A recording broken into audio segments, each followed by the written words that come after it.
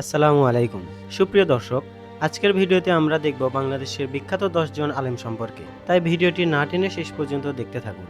বর্তমান বাংলাদেশে অনেক ইসলামী বক্তা ও আলেম রয়েছেন। মূলত ইসলামিক জ্ঞান ও শিক্ষা অর্জনকারী ব্যক্তিদের আলেম বলা হয়, যারা ধর্মীয় বিষয়গুলোতে গভীর জ্ঞান রাখেন এবং মুসলিম সমাজে ধর্মীয় নেতৃত্ব ও পরামর্শ প্রদান করে থাকেন। তাহলে চলুন ভিডিওটি শুরু করা যাক। নাম্বার ১০, শায়েখ আব্দুর রাজ্জাক বিন ইউসুফ। শায়েখ আব্দুর রাজ্জাক বিন ইউসুফ আহলে হাদিস আল জামাতের একজন বলিষ্ঠ বক্তা ও ইসলামী চিন্তাবিদ। ইসলামের পক্ষে বলিষ্ঠ ভাষায় কথা বলার জন্য জনপ্রিয় তিনি। নাম্বার ৯, মাওলানা আমির হামজা। মাওলানা আমির হামজা কুষ্টিয়া জেলায় জন্মগ্রহণ করেন। ছোটবেলা থেকে কওমি মাদ্রাসায় তিনি পড়াশোনা করেন। ইসলামী বিশ্ববিদ্যালয়ে আল কুরআন বিভাগে পড়াশোনার সুযোগ পান। তিনি বাংলাদেশের তরুণ সমাজের নিকট অত্যন্ত জনপ্রিয়। নাম্বার ৮, আব্দুল হাই মোহাম্মদ সাইফুল্লাহ। তিনি নওগাঁ শহরের উকিলপাড়ায় জন্মগ্রহণ করেন। আব্দুল হাই মোহাম্মদ সাইফুল্লাহ ইসলামী বিশ্ববিদ্যালয় থেকে অনার্স, মাস্টার্স ও পিএইচডি ডিগ্রি অর্জন করেছেন।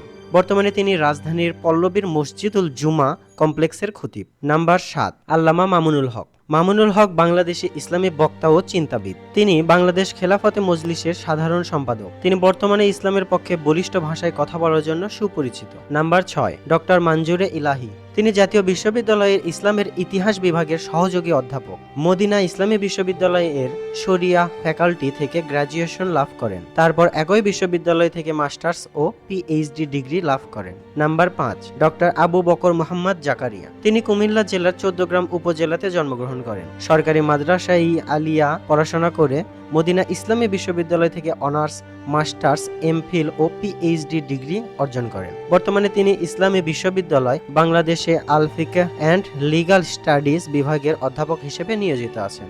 নাম্বার ৪, মোহাম্মদ আব্দুল কাইয়ুম। তিনি বাংলাদেশি ইসলামী গবেষক ও চিন্তাবিদ। বর্তমানে তিনি যুক্তরাজ্যে ইস্ট লন্ডন মসজিদের ইমাম ও খতিব। অনেক আলেম তাকে ব্রিটিশে অবস্থানরত এশিয়ার শ্রেষ্ঠ আলেম মনে করেন। নাম্বার ৩, মোহাম্মদ গোলাম সরোয়ার সাইদি। বাংলাদেশের অন্যতম আলেম ও ইসলামী গবেষক মাওলানা গোলাম সরোয়ার সাইদি সাবলীল ও সহজ ভাষায় ইসলামী বিষয় নিয়ে আলোচনা করেন তিনি। নাম্বার ২, শায়েখ আহমদুল্লাহ। শায়েখ আহমদুল্লাহ বাংলাদেশের একজন জনপ্রিয় বক্তা, লেখক ও ইসলামী গবেষক। তিনি কওমি মাদ্রাসা থেকে পড়াশোনা করেছেন। তিনি বহু বই রচনা করেছেন।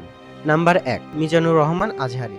বর্তমান সময়ে সবচেয়ে জনপ্রিয় একজন ইসলামী বক্তা মিজানুর রহমান আজহারী, যার ওয়াজ মাহফিলে দেখা যায় হাজার হাজার ধর্মপ্রাণ মুসলমানদের। বিশেষ করে তরুণ সমাজের মধ্যে বেশ জনপ্রিয় তিনি। মিজানুর রহমান আজহারী ঢাকায় জন্মগ্রহণ করেন। তিনি দারুন নাজাত সিদ্দিকিয়া কামিল মাদ্রাসার মেধাবী ছাত্র, যিনি পরবর্তীতে আল আজহার বিশ্ববিদ্যালয়ে পড়াশোনা করেছেন। সুপ্রিয় দর্শক, আপনারা কে কোথা থেকে দেখছেন অবশ্যই আমাদের কমেন্ট করে জানাবেন। আমরা পরবর্তী ভিডিওতে আপনার নাম ঠিকানা জানিয়ে দেব।